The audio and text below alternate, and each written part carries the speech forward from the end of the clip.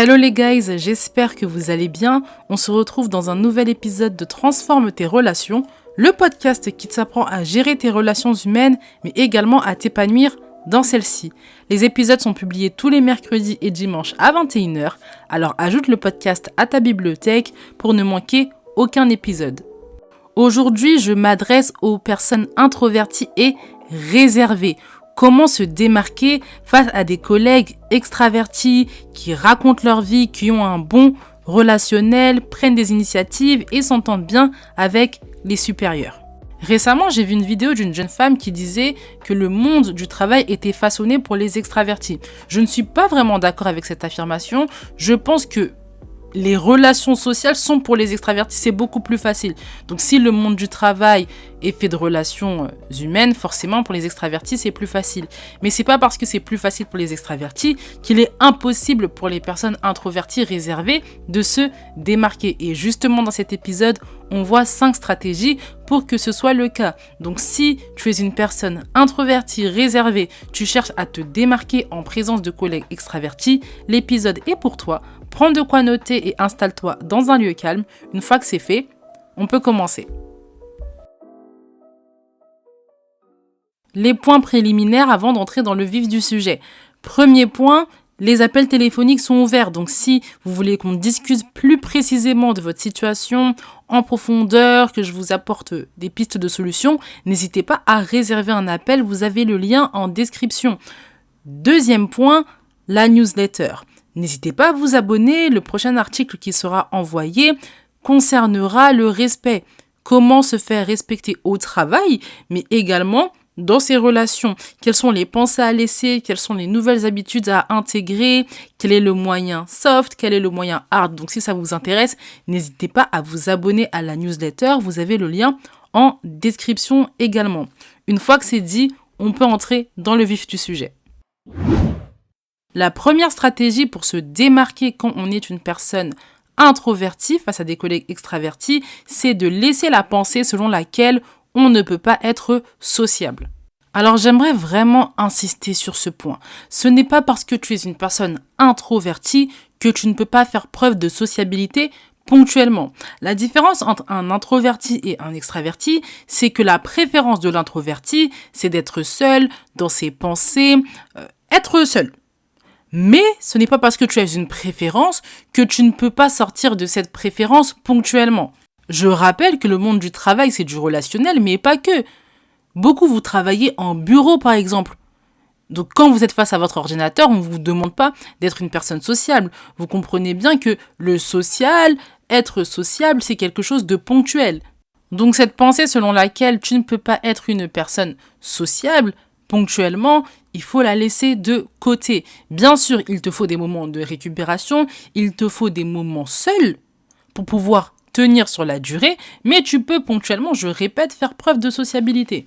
Je m'exprime comme ça parce que je connais beaucoup de personnes introverties, énormément, qui arrivent à faire preuve de sociabilité. Énormément. Donc ça existe, c'est possible. Il faut juste pas s'enfermer dans cette pensée selon laquelle on ne peut pas. Et j'aimerais vous dire que vous avez toujours fait preuve de sociabilité à certains moments, avec vos amis, avant qu'ils ne deviennent vos amis. Vous avez fait preuve de sociabilité pour qu'ils deviennent vos amis. Si vous êtes marié avant de rencontrer votre conjoint, votre conjointe, vous avez fait preuve de sociabilité pour ensuite en arriver à un mariage, en arriver à un couple. Avec votre famille, quand vous êtes rapproché de certains membres de votre famille, quand vous appréciez des connaissances autour de vous, vous avez toujours fait preuve ponctuellement de sociabilité. Vous avez cette chose en vous. Vous le pouvez en fait. Regardez autour de vous. Ce que je vous conseille également, c'est de vous inspirer de personnes introverties qui ont réussi à dépasser leurs peurs, qui ont réussi à dépasser leurs pensées. Si vous suivez une personne introvertie de nature, qui vous donne des conseils, qui vous parle de la sociabilité, comment faire pour être plus sociable, comment faire pour s'ouvrir aux autres, ça va être beaucoup plus facile pour vous de suivre les conseils, de vous retrouver également dans les conseils, de les appliquer parce que vous vous reconnaissez. Donc en parallèle de mon podcast, je vous invite aussi à trouver des mentors qui ont réussi à dépasser le stade que vous voulez dépasser vous actuellement. Donc la première stratégie pour se démarquer face à des collègues extravertis, quand on est une personne introvertie réservée, c'est de laisser de côté la pensée selon laquelle on ne peut pas faire preuve de sociabilité. La deuxième stratégie pour se démarquer face à des collègues extravertis, quand on est une personne introvertie réservée, c'est de parler de choses pertinentes. Dans tous les cas, qu'on soit extraverti ou introverti, je conseille de parler de choses pertinentes. Mais d'autant plus pour les personnes introverties. Pourquoi ? Parce que en quantité, vous le faites moins que des personnes extraverties.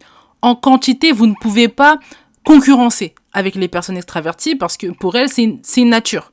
C'est une nature de produire en quantité, de parler avec les gens, d'aller vers les autres. Pour elles, c'est beaucoup plus facile, elles se sentent confortables. Vous avez du mal. Donc, ce que je vous conseille, c'est de miser sur la pertinence de vos propos. Là où certains extravertis n'arriveront pas à vous concurrencer. Quand je parle de pertinence, je parle de valeur, de quelque chose d'intéressant, quelque chose d'important, quelque chose qui change. Ces informations pertinentes, ces remarques pertinentes, on les trouve où ? On les trouve dans notre culture. Donc c'est très important de se cultiver au travers de documentaires, au travers d'articles qu'on lit, au travers de podcasts qu'on écoute, au travers de vidéos YouTube qu'on écoute, au travers de livres, au travers d'interventions, de conférences qu'on va regarder, auxquelles on va assister. On se cultive dans son secteur d'activité premièrement, mais ensuite on étend à la vie de manière générale. La culture, de manière générale, l'art, si vous aimez ça, l'actualité, la situation politique du monde, la situation de l'environnement par exemple. On se cultive, on s'ouvre sur le monde, on apprend des choses, plus on se remplit de choses pertinentes, de choses intéressantes, et plus également on va dire des choses pertinentes. Donc là, j'ai parlé de pertinence au niveau du contenu, mais au niveau du contenant également, au niveau de la forme, soit pertinent en montrant un certain respect pour les autres, en montrant une certaine agréabilité. Les extravertis, ils ont tellement envie tout le temps de parler, d'aller vers les autres, etc., que la forme importe très peu.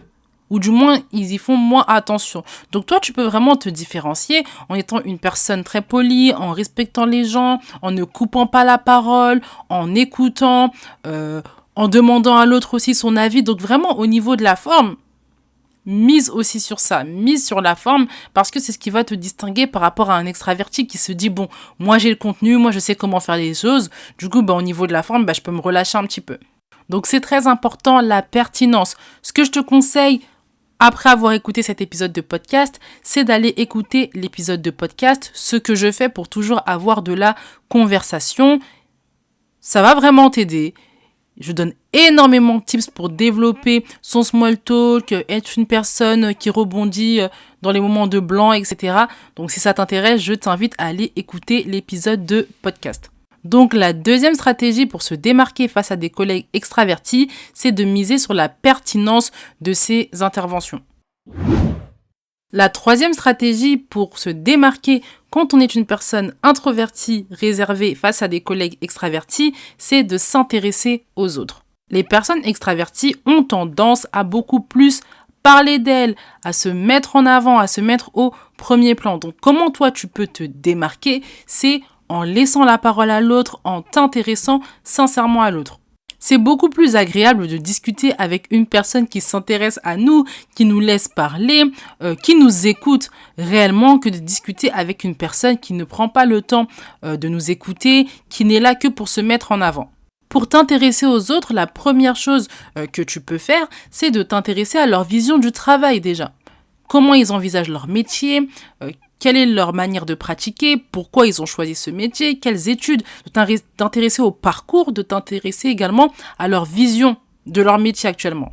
Deuxième conseil que je te donne ensuite, c'est de t'intéresser à leur vie privée de surface, leurs centres d'intérêt, leurs voyages, leurs passions, les activités en dehors du boulot.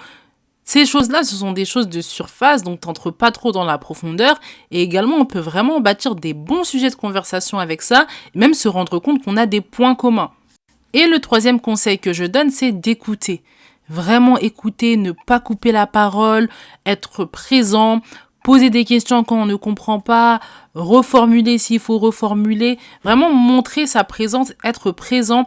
Les extravertis, je répète, ont tendance à négliger ces choses-là parce qu'ils ont une facilité. Quand tu as une facilité quelque part, t'es pas attentif à certains points qui pourraient te distinguer, te démarquer ou t'améliorer. Donc toi, en tant que personne introvertie réservée, joue vraiment sur ça.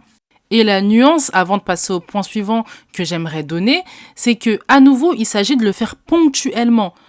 Je te rappelle que tu as un boulot, donc tu dois faire tes tâches, tu as des choses à faire, tu es occupé. Mais dans la journée, pendant la pause café, pendant la pause déj, pendant tes moments de pause, utilise ces stratégies-là. Mais j'ai vraiment pas envie que tu te dises que c'est trop lourd, je dois faire ça tout le temps, H24, j'ai pas la force, j'ai pas l'énergie pour faire ça. Il s'agit de le faire ponctuellement.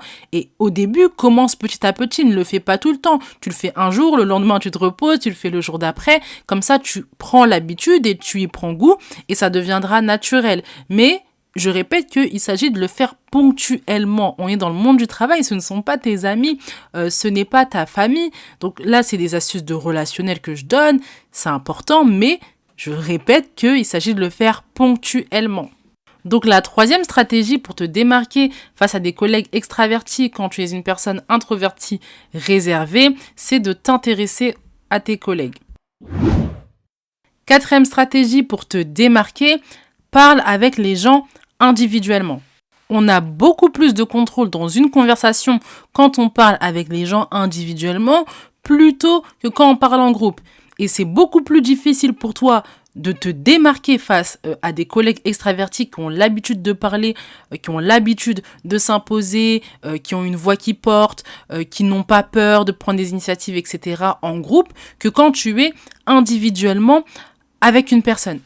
Donc avant de vouloir entrer dans un groupe, rentrer dans la dynamique de groupe parce que tu penses que ça va te faciliter les choses, alors que tu vas être absorbé par ces personnes extraverties, ce que je te conseille, c'est de parler avec tes collègues individuellement. Tu as envie de t'intéresser à un collègue, prends-le individuellement, intéresse-toi à lui.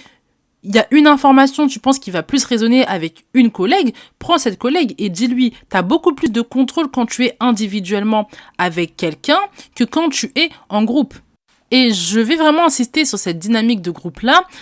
Quand on est une personne introvertie, réservée, on cherche à développer son relationnel, avoir un relationnel de qualité au travail et ailleurs, on se dit que avoir un groupe, ça nous facilite les choses parce qu'il y a du monde et donc en quantité, on est gagnant. Mais ce qui est important dans le relationnel au travail et ailleurs, c'est la qualité. Pas la quantité, mais la qualité. Et quand on est en groupe avec des personnes extraverties de surcroît, c'est très difficile d'avoir des relations de qualité.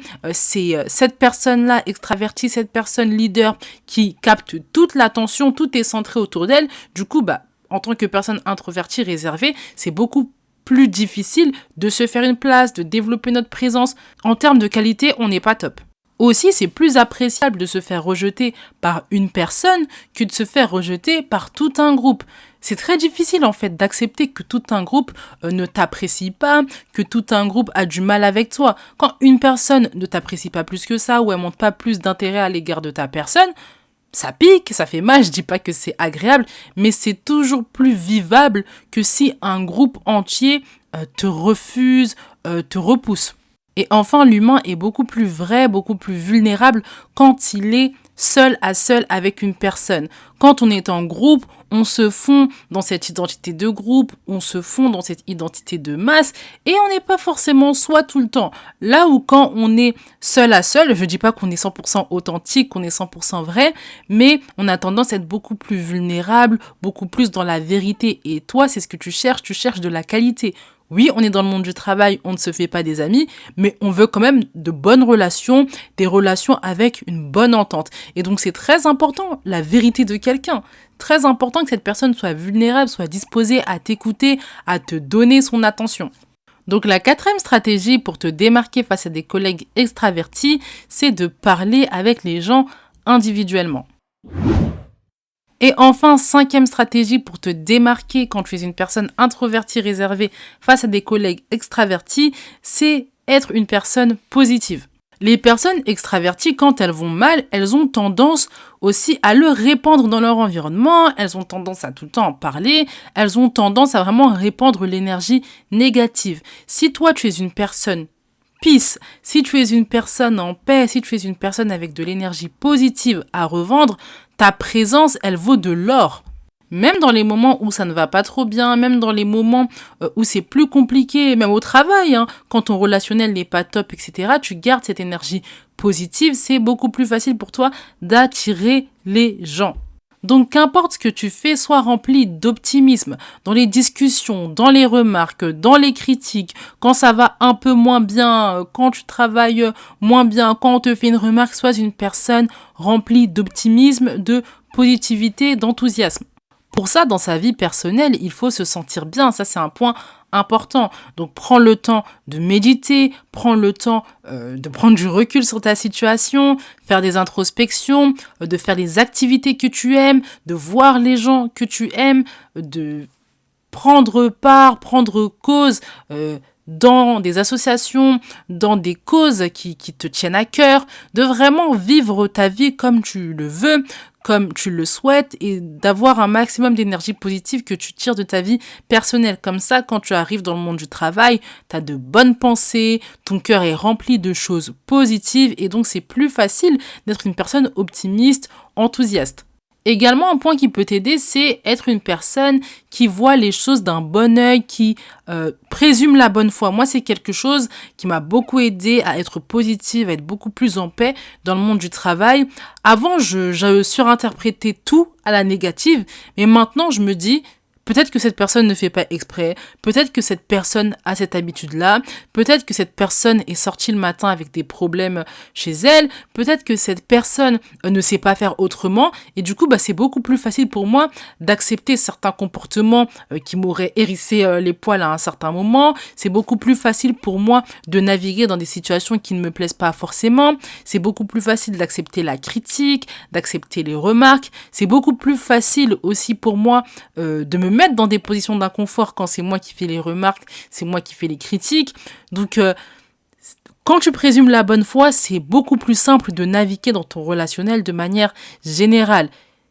Mais pour ça, à nouveau, il faut avoir la bonne philosophie et il faut être bien dans sa vie personnelle. Si tu n'es pas bien dans ta vie personnelle, tu arrives au travail aussi avec cette énergie négative, avec ces mauvaises pensées.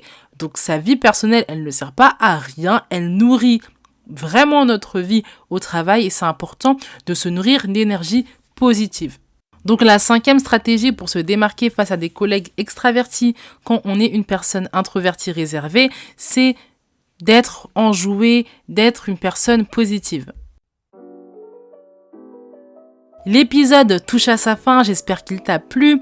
On a vu ensemble 5 stratégies pour te démarquer si tu es une personne introvertie réservée au travail. Ne te submerge pas, commence par une clé et ensuite évolue. Teste, vois ce qui fonctionne et surtout sois une personne régulière. Si l'épisode t'a aidé, je t'invite à le partager à ton entourage et également à mettre les étoiles. N'oublie pas que tu peux t'inscrire à la newsletter, tu as le lien en description et bien sûr tu peux réserver un appel avec moi si tu rencontres une problématique au travail. En attendant, médite bien cet épisode, on se retrouve dans le prochain, prends soin de toi, bye.